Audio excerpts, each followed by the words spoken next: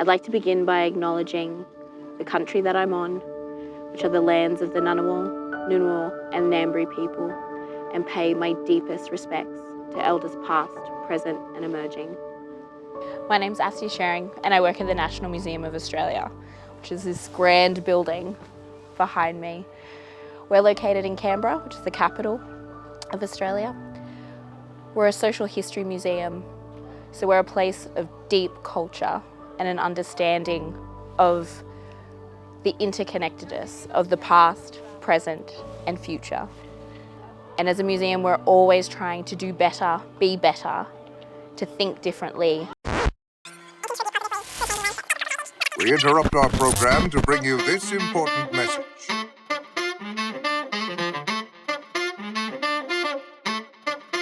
Check this out. So I guess the thing about me is, technically I'm a trained conservator, but I suppose my claim to fame has been the area of time-based media conservation, which is this tiny little subset of conservators who look to maintain, preserve and activate artworks that have durational properties, that are immersive, that are sensory, that are performative. And that's been an extraordinary journey working across multiple cultural institutions and really engaging in that idea of positive change. So I was given this incredible opportunity to come to the National Museum of Australia with this idea of what if we started to frame all museum objects, not just a niche subset of artworks, within this lens of positive change, and looked at our collections more flexibly, innovatively, and be less afraid of the change that has to occur in order to keep cultural heritage alive and enjoyed into the future. So what is changeable heritage? For the NMA, it's an object that is dynamic, variable and relational, where change is inherent to its ongoing meaning, value and significance. We've come up with 3 subcategories. The first is dynamic. It is cultural heritage that operates within a system or process and can have moving parts. In this instance, change occurs due to spontaneous change and functional requirements of the material, including obsolete or aging components. We're also looking at variability in cultural heritage, and that we're defining as objects that have an element, feature or factor that is liable to change within the intentional or conceptual boundaries of the object. These changes are extrinsic and include display conditions and configurations. So I think in this instance, you can think about installation artworks and iterative displays. And lastly, and very importantly, we're also defining changeable collections as relational. And that is cultural heritage that's interconnected with identities, beliefs, and practices of the people who create, maintain, and transmit it. Activation, use, or performance is intrinsic to maintenance of the object's embodied meaning and ongoing evolution in concert with people, places, and other entities. The long-term goal of the Changeable Collections project is to develop and implement a philosophical approach that applies to all NMA objects and will support new ways to collect, manage, preserve, activate, and provide access to the museum's collections.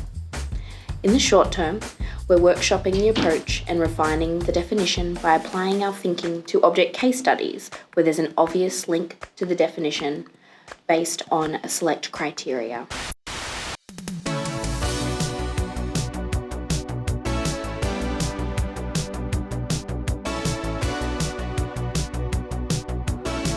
So the difference between time-based media, philosophical practice, and changeable heritage approaches is that simply art's easier. As a time-based media conservator, you look to the artist, you look to those original conceptual parameters that were defined by the creator. And you work from there in terms of the variability around change. And this varies, artwork from artwork. But within a social history museum, looking at traditional museological objects like large technology, so cars, trains, boats. The creator is one stakeholder and a very important one, but in terms of defining significance, really it's about defining your decision making and creating frameworks of practice to negotiate, to consult, to collaborate, and to accept a level of change and deterioration that really requires a custodian of museum objects to interrogate subjective practices, personal biases, values. As one recent case study, the team at the museum have been working with Dr. Terry Percival, who is one of the creators of Wi-Fi. So within our collection at the museum, we actually have one of the first prototypes, it's called a WLAN, that basically tested the wavelengths and determined that you can have portable internet connection. Without this invention, we literally wouldn't be having this conversation. So it's kind of a wild little loop. And so as a cross-disciplinary team and our first kind of proof of concept, could this notion of changeable heritage actually work on our collections? How would we interrogate our cataloguing system, our digital asset management system? How would our curatorial team interview Dr. Percival? How would Dr. Percival engage with a different kind of conversation than perhaps one he's had with the museum before around the notions of the functionality of the WLAN and its significance and value as an object, as a functional technology object over time? And I think it went to interesting places that staff and Dr. Percival didn't quite expect. In terms of your preferable display state, is your feeling that the laptops are how you would want audience and research and viewers to see it? Yeah, that's how I do it, yeah. And then from that point, noting that this is very much, well, they're beautiful aesthetic pieces of their time, right? Yeah.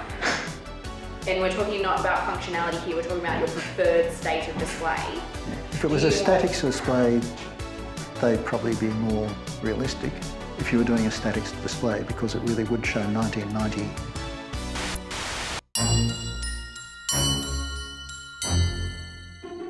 So this is the graveyard of obsolete technologies.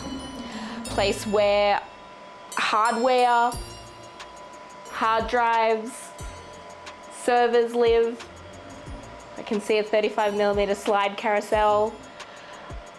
A place where a lot of technology go to be forgotten. I imagine a lot of museums have a space like this, but I think it's extra brave that we're sharing it with you. And the reason we are sharing it with you is to talk about what this means in terms of digital cultural heritage and changeability. We don't think about the back end of digital collections a lot. We're kind of focused on the front end and how digital supports audience access and engagement to collections. But what does it mean for an institution to be creating digital cultural assets over time that not only inform our collections, be it singular objects or archives of collections, but that potentially become significant cultural objects in their own right over a period of time? So as part of the Changeable Collections project at the museum, we're really focusing in on what it means to have an archive of audiovisual knowledge around a singular object, and how that constellation of information, be it through oral histories, video recordings, photographic images, not only informs us about our collections, but also may become a significant collection object in its own right. The challenge for a 21st century museum is how to start viewing digital objects as equal to traditional ones. We have think about a sculpture, think about, let's say, a vase. It's tangible, it's physical, it has weight, it has properties. when you look at it, you can see aspects of deterioration, you can view material characteristics, you can use scientific analysis to go in and deep dive and break down an object. But a digital cultural object is slightly different. It doesn't occupy physical space. It's held on media carriers that wear over time, become obsolete, have different kind of propriety and software connected and built in, basically made to stop access. And the thing with a digital cultural object as well is that change is inherent. It has to continue to migrate, to transform, to evolve across media, hardware, and its very form itself, its technical formats, in order to continue to be accessible, to be experienced and enjoyed. This is why digital collections fall under the definition of changeable heritage, because while they are unique, they're not the only kind of cultural object that needs to change and shift and evolve over time, and therefore challenges our practice as museum experts. So on that note, Ellen, Yes. you're a senior videographer at the NMA. You're in this space. You've created many of the assets in this room and the things that we're talking about. Oh, I she think you're turns a the part- tables. I think you're a part of this conversation. Okay, well, what would you like to know? So in terms of the changeable heritage approach and this thinking and what it actually means for you and the videos and the audio that you create around our objects, the stories and narratives and communities that engage and created and experience our collections, how do you want to see the future of these digital assets? I'm really glad that it's become kind of part of the conversation now, because as you kind of say, as a video producer, I'm really lucky, privileged, bring that word back, to be a fly on the wall in just incredible circumstances with artists from around the world, especially these remote communities sometimes, lucky enough to be sent out sometimes to go in country and film these amazing moments. And so much of, say it be something filmed on country or an object acquired from remote communities, it's about the land. It's about the way the sky smells, or about the way the water ripples across the ocean, or the way the sun sets at night. So all of these visual moments, these sensory moments, these audio experiences that I'm lucky enough to capture, they actually do go hand in hand with that collection, that object that's acquired. So I think that's a very good segue moment. Let's go look at the Fred. So for those of you who haven't had the pleasure, this is Fred. Fred is my forensic recovery evidence device. And he, yes, I personify my computers, is the first step for the National Museum in terms of digital preservation. It's been quite an exciting time here in the little DigiPres corner.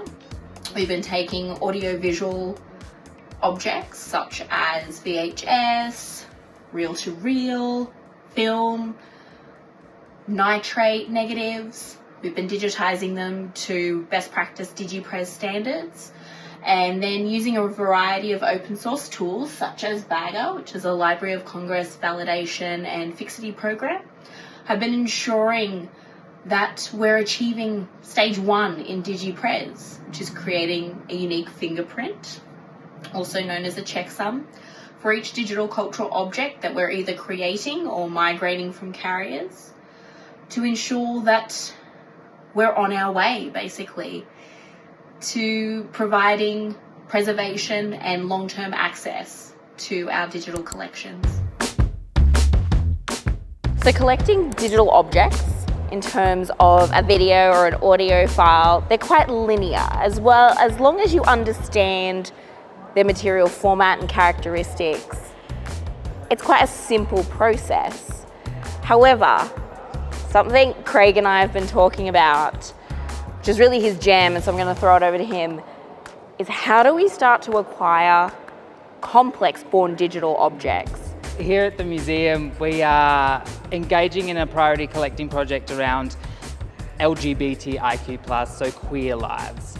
Queer lives are of course complicated, have long histories, but I think we're in a particular moment since, the mid-90s where the way identity groups and communities are being formed is heavily intertwined with the digital space. So when we think about how people express their identity and even understand their identity, a lot of this is happening in social media. A lot of people who have been reflecting on this aspect of their lives and the intersectional aspects of their lives understand the social media space as a space where they've built community. So if we think like that, and if we think about that as an important aspect of significance, then is the video file, is the audio file meaningful without all of these other elements like the digital environment in which this particular expression of identity happened? Is it one post? Is it many? Is it a group of people and the ideas and the conversations that emerge in these spaces? And then how, as a curator, I'm a curator, how as a curator do I actually identify what the object is through all of these parts that connect but maybe don't cohere if we continue to, think with the logic of only the material. And so I think this is why we're having such awesome chats, because yes, it's systems and infrastructure, but it's also thinking and approach and value and care. So another pilot project that we're doing in the changeable heritage space is being led by Jen Bryan, who is a Awesomes Objects conservator here. So Jen, can you tell us, why are historical musical instruments time-based media objects? Oh, this is my most exciting thing to talk about. So I think musical instruments are fundamentally time-based objects, because without understanding how they sound, how can we understand their internal meanings? What is the point of a musical instrument if it's sitting silent on a shelf? So many people have referred to musical instruments behind showcases, sitting in storage boxes as these dead objects, these dead instruments. And it is really important to me as a conservator that when we're preserving musical instruments, we're preserving the whole instrument. That's including its sound, that's including its intangible meanings. It's not just about preserving the materiality. It's not just about preserving a violin or a flute or a yidaki. It's about making sure that these make sense to us as museum professionals, to our audiences, through providing access to future generations, through preserving their sounds digitally so that they can continue to be interpreted in a meaningful way into the future, rather than sitting dead inside these showcases and storage areas. And that philosophical approach to changeable heritage is really taking a moment as a museum professional, and rather than assuming that materiality is the most important value, the most important component of a historic object, that we're asking the question. And that's really where we are right now. We're asking questions. We don't have all the answers, but boy, isn't that fun. It's so exciting. And asking the questions means that we are constantly learning new things about our collection that I would never have understood otherwise if I was just approaching them as objects.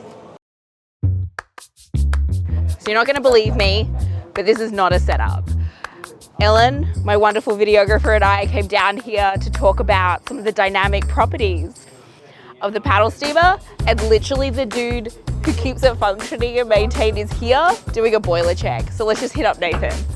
Nathan? Yeah, right now we're getting the boiler inspected for the PSC. So, yeah. You want to come see? It's a time where we evaluate the vessel to make sure that its operation is still safe. And we've got experts in the steam trades who are carrying out the inspection that we have. When you're on board the vessel and you could feel it rocking back and forth, and more importantly when it's underway, you can see the engine going, you could smell it, you could see the steam rising off. It really sets you into the mindset of the people that use this vessel, both working and living over the last 145 years. And as a field of conservation, that notion of what is a traditional custodian, your field, my field, it kind of challenges that. It pushes at the edges of the idea of first do no harm, in the sense that in order to keep it alive, to keep its purpose and its meaning and its significance over time, things need to change, they need to evolve. So how do you grapple with that? Absolutely. Well, if this vessel was just sitting here static, it was not moving, you would be missing out the significance of its operation. You wouldn't have the vessel come alive as much. You wouldn't be able to really immerse yourself into the mindset of the people that were operating the vessel. It'd be a real shame if this boat was just sitting static at a storage facility, for example, but to see it going and operating on the lake, also bringing in our team of volunteers that keep it going, it enables people that would never have access to a steam engine, for one, or a paddle boat, to really start to understand how it operates. What I'm hearing from you also is the idea of memory, and that really hits on what we're doing with the Changeable Heritage project at the museum, because we're elevating not only the tangible material components, but also the relational aspects to cultural heritage and what it means to people, both people who care for it and come and experience it.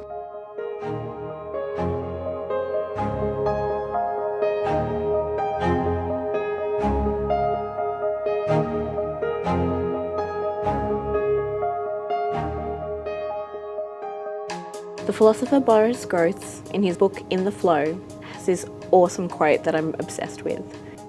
The 20th Century Museum was a place of contemplation, and now the 21st Century Museum is a space where things happen. And I think about that all the time. I think about that as I move through the corridor and engage with my colleagues and talk about awesome and fascinating and challenging subjects. And so you've had a little insight into what we're doing here in the National Museum of Australia to better address our changeable cultural heritage. We've talked about a philosophical approach, our deep respect and acknowledgement and engagement with Indigenous ways of knowing, what it means to be a museum expert, a custodian, somebody who cares for cultural heritage, but also really wants to see it enjoyed and experienced by audiences. And through this work, it always leads me to a place where I find the notion of the expert really challenging. I can't help but think that that idea of us as objective, neutral, in some instances scientifically based, doesn't quite do our work justice. I think if we look to the humanness in our approaches and have the courage to communicate and be aware of our subjectivity, our biases, our inherent values, and find ways through digital engagement, through websites, through deeper connection to audiences, both in-house and online, and really own the fact that we're a part of the story of an object. That yes, we manage it, we care for it, we house it, we tell stories around it, we activate and engage with it, but we're not neutral. We're co-producers, we're creators, we're participants. And so my hope for the Changeable Collections project at the NMA is that we can move into a braver space to be able to own our own stories while telling the stories of our collections and the people for whom they matter to the most.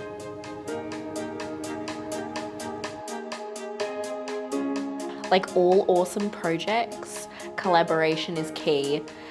And while I've had the pleasure of presenting to you today, this is a interdepartmental, multidisciplinary collaborative program of activities that is running across the museum.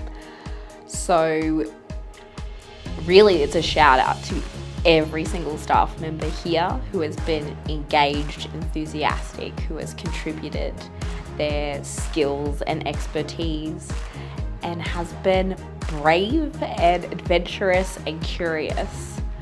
We're really at the beginning of this journey into changeable collections and what and who and how our museum is going to function into the future is a really exciting time. And I'm very grateful to be part of such an awesome team. If you're keen to learn more, read more, get in touch, we've chucked up some links here for resources, but also feel free to hit me up or any one of my awesome colleagues who have been featured in this presentation. Speaking of them, huge shout out to my collaborators, Craig Middleton, Jen Bryan, Nathan Farrow, Dr. Terry Percival, and my exceptional collaborator, Ellen Britton. Cheers.